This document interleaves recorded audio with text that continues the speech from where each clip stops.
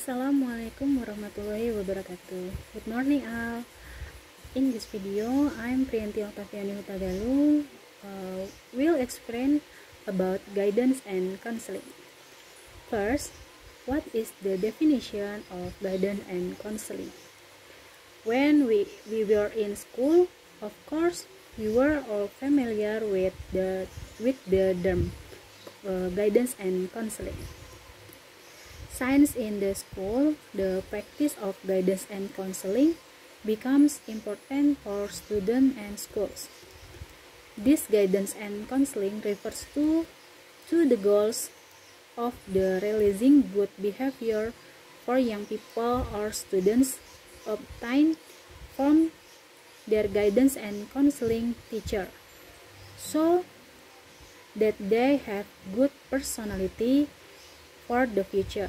The teacher takes in understanding this guidance and counseling is to polish the student's personality.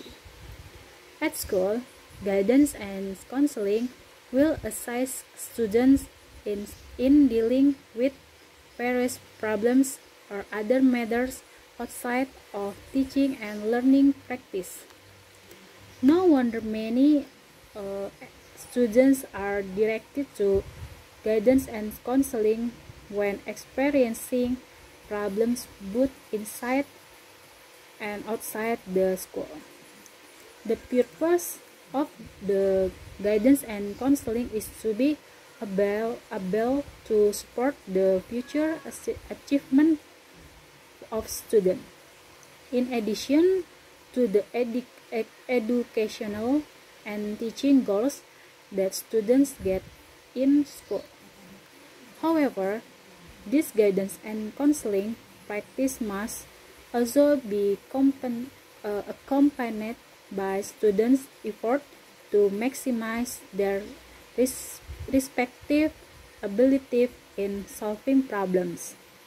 So, the definition of guidance and counseling is the process of interaction between the counselor and the counselee, either directly potential or solve the problems here is experiencing.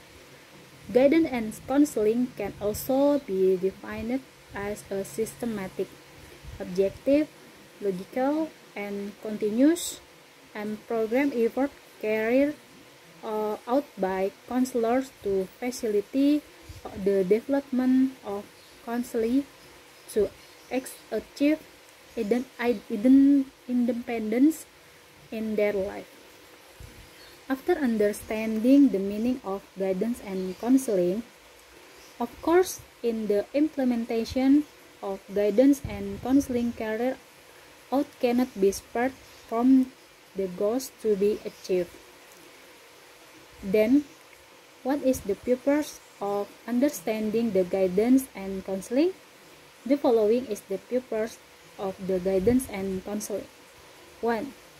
Planning activities for completing studies, careers, development, and the life of student in the future. 2. Adjusting to the educational environment and the communicative environment. 3. Knowing the obstacles and difficulties faced by students and in the study. Adjustment to the educational environment and society. 4. Develop the careers and difficulties faced by students in their studies, adjustment, and the educational environment and society. 5. Develop potential with the strength possessed by students as optimally as possible. 6. Have self-awareness to describe the appearance and recognize the specific that exists in student self. 7. Able to implement learning skills or techniques effectively. 8. Able to develop positive attitude such as describing people that they like. In the implementation of guidance and counseling, there are also basic ethics and counseling, namely 1. Confidentiality. Very intense impersonal relationship can reveal even the deep personal contents, especially on the client on the counseling side. For this reason, the principle of confidentiality is graduated. The counselor promise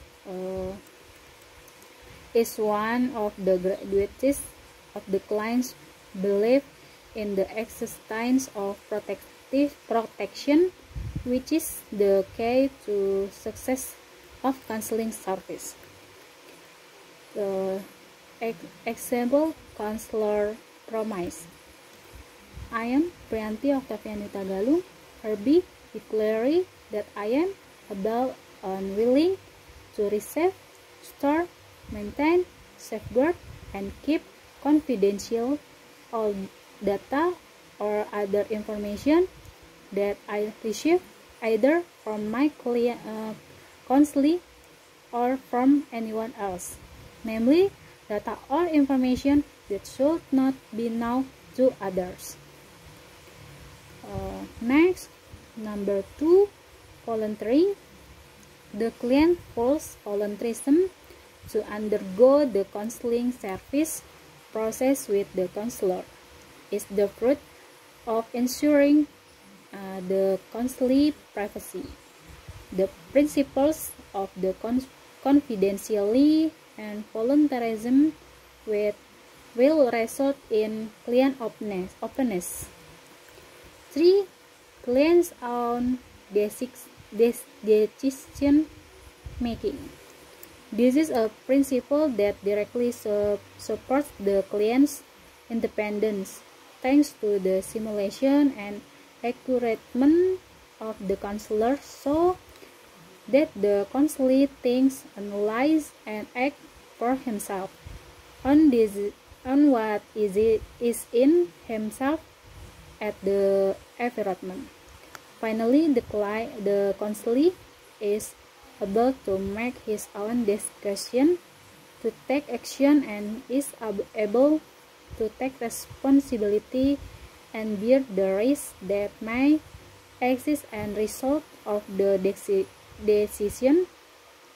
Finally, the counselor is able to make his own decision, to take action, and is able to take responsibility and bear the risk that may exist as a result of the decision. And 4. Current participle and activity.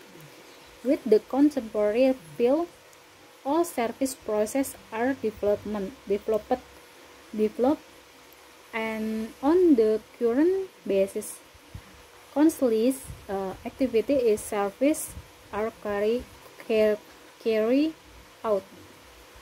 Counselors are required to be really activity in undergoing to existence process of counseling service from the beginning and the throughout the service process until the post-service period. And the last, number 5, normative principles and expertise. Nothing can be spared from the applicable norms, up to religious norms, customs, law, knowledge, and habits. Counselor and counselor are fully bound by the prevailing value and norms, which form a spectrum of value with intelligent character. Okay, thank you everyone. Thank you for watching. Assalamualaikum warahmatullahi wabarakatuh.